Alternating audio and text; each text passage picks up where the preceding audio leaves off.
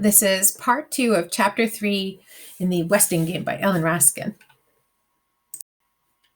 Sam Westing found dead. Found? No one else knew about the bedded down corpse except for Doug, and he had not believed her. Then, who found the body? The Whisperer? Samuel W. Westing, the mysterious industrialist who disappeared 13 years ago, was found dead in his Westingtown mansion last night. He was 65 years old. The only child of immigrant parents, orphaned at the age of 12, self-educated, hard-working Samuel Westing saved his laborer's wages and bought a small paper mill.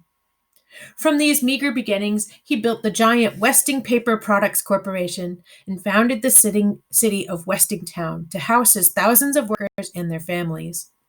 His estate is estimated to be worth over $200 million. Turtle read that again. $200 million? Wow! When asked the secret of his success, the industrialist always replied, clean living, hard work, and fair pay. Westing set his own example. He neither drank nor smoked and never gambled. Yet he was a dedicated gamesman and a master at chess. Turtle had been in the game room. That's where she picked up the billiard cue that she had carried up the stairs as a weapon. A great patriot, Samuel Westing was famous for his fun-filled 4th of July celebrations. Whether disguised as Ben Franklin or a lowly drummer boy, he always acted a role in the elaborately staged pageants which he wrote and directed. Perhaps best remembered was his surprise portrayal of Betsy Ross.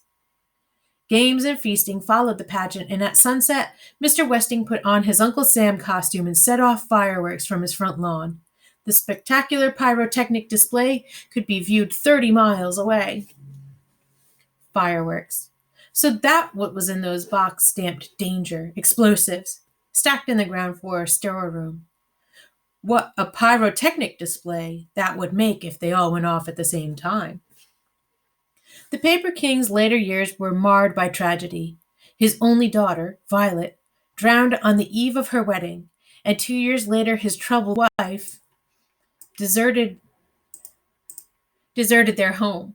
Although Mr. Westing obtained a divorce, he never remarried. 5 years later, he was sued by an inventor over the rights to a disposable paper diaper. On his way to court, Samuel Westing and his friend, Dr. Sidney Sykes, were involved in a near-fatal automobile accident. Both men were hospitalized with severe injuries. Sykes resumed his Westingtown medical practice and the post of county coroner, but Westing disappeared from sight.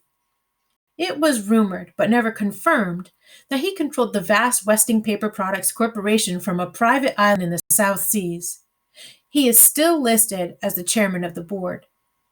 We are surprised as you are and deeply saddened, a spokesman for Julian R. Eastman, president and chief executive officer of the corporation, stated when informed that Westing's body was found in the lakeside home. Dr. Sykes' response was, a tragic end to a tragic life. Sam Westing was a truly great and important man. The funeral will be private. The executor of the Westing estate said the deceased requested that, in place of flowers, donations be sent to Blind Bowlers of America. Turtle turned the page of the newspaper, but that was all. That was all? There was no mention of how the body was found. There was no mention of the envelope propped on the bedside table on which a shaky hand had scrawled, "If I am found dead in bed." She'd been edging her way against the four-poster, reading the words in the beam of the flashlight, when she felt the hand, the waxy, dead hand that lay on the red, white, and blue quilt. Through her scream, she had seen the white, bearded face. She remembered running, tripping over a billiard cue, and then falling down the stairs, denting Sandy's flask and dropping everything else. There was no mention of 2 suspicious peanut butter and jelly sandwiches on the premises, or a flashlight, or a silver cross on a chain. There was no mention of prowlers, no mention of anyone having seen a witch, no mention of footprints on the lawn, track shoes, and sneakers size 6. Oh well, she had nothing to fear, other than losing her mother's cross. Old Mr. Westing probably died of a heart attack or pneumonia. It was drafty in there.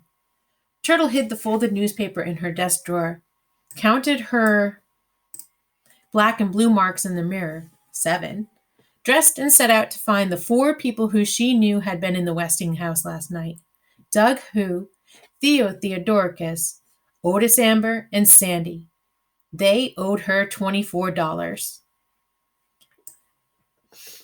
At noon, the 62-year-old delivery boy began his rounds. He had 16 letters to deliver from E.J. Plum, attorney at law. Otis Amber knew what the letters said because one was addressed to him.